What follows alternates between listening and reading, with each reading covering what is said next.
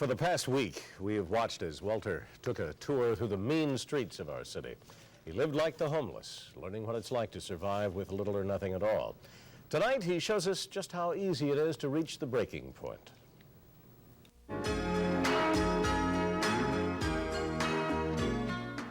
Just come down and sign in like you usually do, and then you can come back up here in the lobby area and wait, and when he's out... At 11 o'clock, finally, we're allowed in, and the first thing is to check in. They want my name, and they ask if I've ever been here before. Security, I think.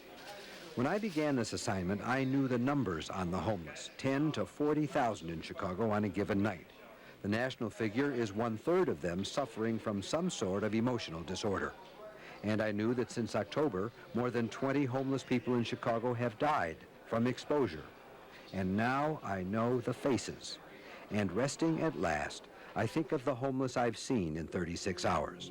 People having to live like this. I wonder if I'll ever be able to not think about it anymore.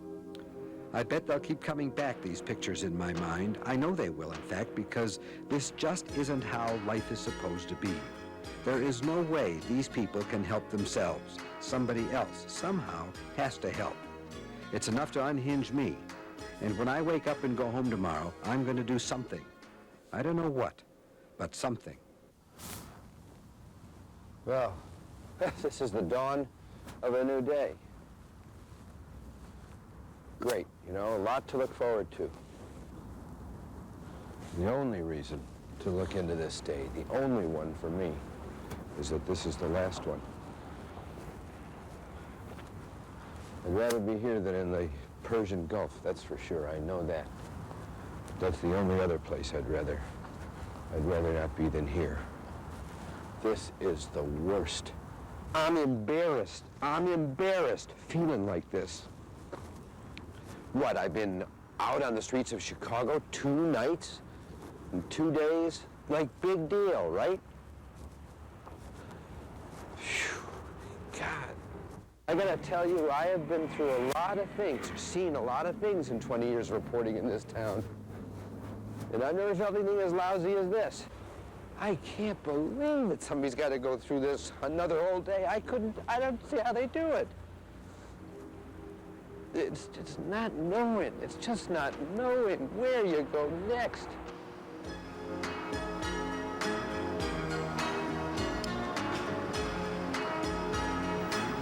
A powerful series of reports, Walter. What do we do next? What do you do?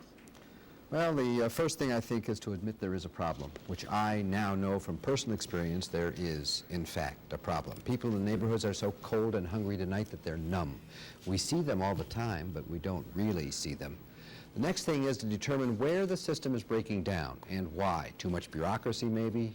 Not enough expertise or even ideas? I don't know yet, but I think I can find out and then add that information to what I've reported so far. And your perspectives coming up.